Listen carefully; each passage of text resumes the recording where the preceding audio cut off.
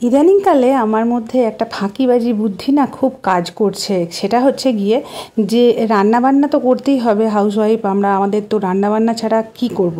তো সেই রান্নাবান্নাগুলোকে কি করে কম সময়ে খুব তাড়াতাড়ি একটু তাড়াতাড়ি বুদ্ধি করে তাড়াতাড়ি করে নেওয়ার একটা প্রসেস।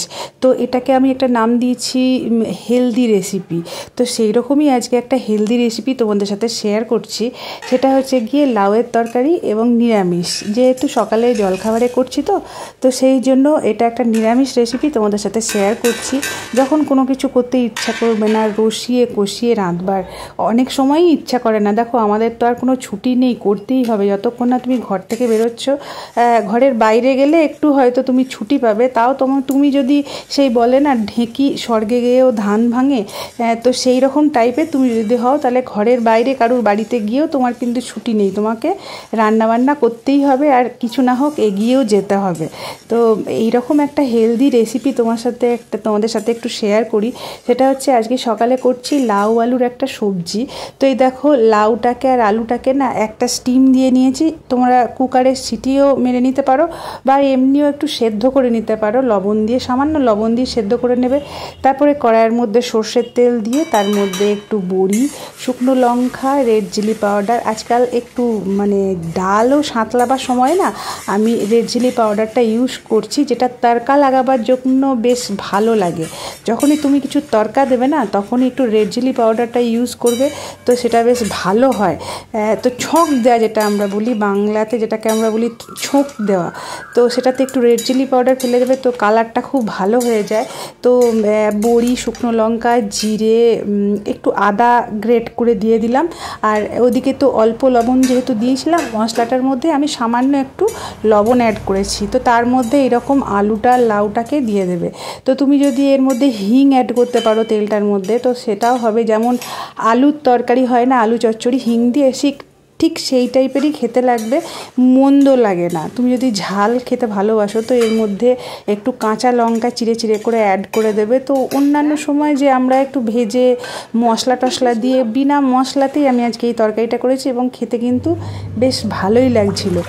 আসলে হচ্ছে কি, এখন বাজার থেকে আনা লাউগুলো দেখছি না, কড়াইয়ে ঢাকা দিয়ে যদি সেদ্ধ করে তরকারি করতে দাও তাহলে ভীষণ দেরি হচ্ছে। ওর থেকে আমার মতে বলে একটা কুকারে, প্রেশার কুকারে একটা যদি সেদ্ধ করে নাও, তারপরে যে কোনো রেসিপি করো, তোমার তাড়াতাড়ি হবে, গ্যাসের সাশ্রয়টা হয়।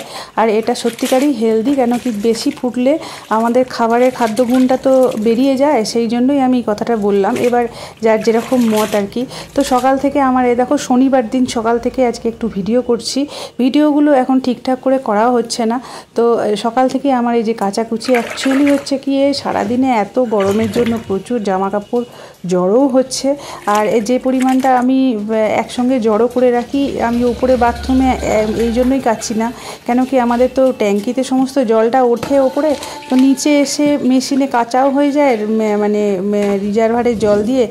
আর একটু না হলে বিলটা ওঠে, কিন্তু একসঙ্গে সবারই কাচা হয়ে যায়। তো সে কারণেই আমার রেগুলার হিসেবে মেশিনটা ব্যবহার করা।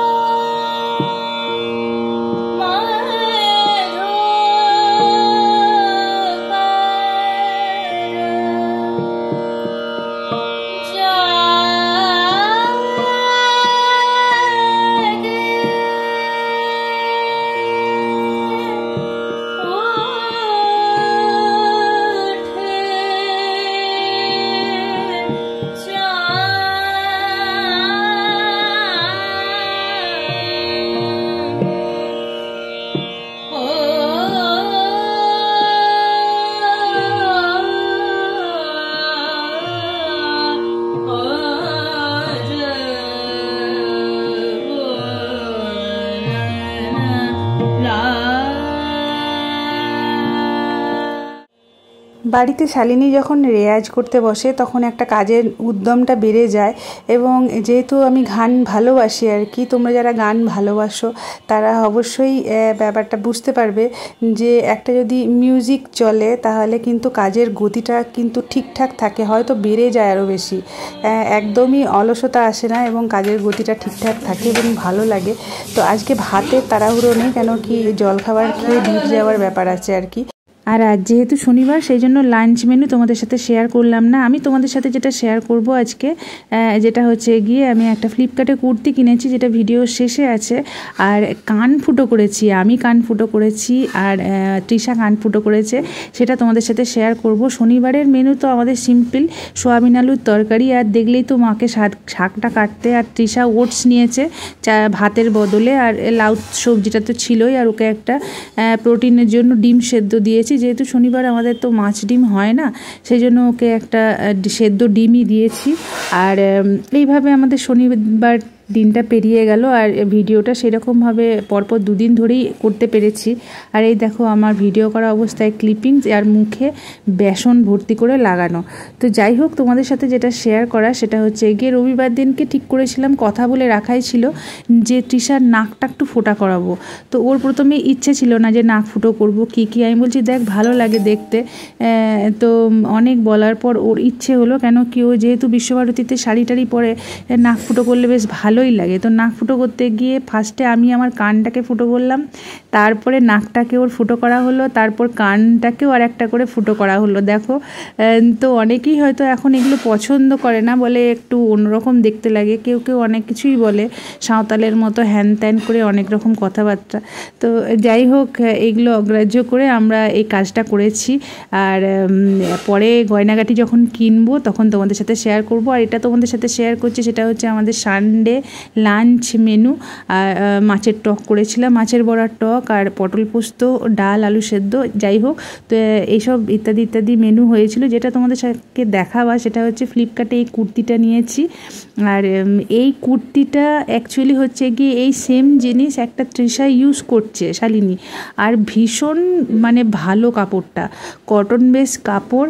আর তোমার ভীষণ চারিদিকে মানে জায়গাও আছে। আমি যদিও 3XL নিয়েছি, একটু বড় সাইজেরই নিয়েছি, আমার এটা 3XLটাই ঠিকই হয় এটাতে। আর কাপড়টা ভীষণ ভালো, আর আমার প্রিয় কালার ব্লু। তো রেড ছিল, একটা মাস্টার্ড ইয়েলো ছিল যেটাও খুব সুন্দর ছিল।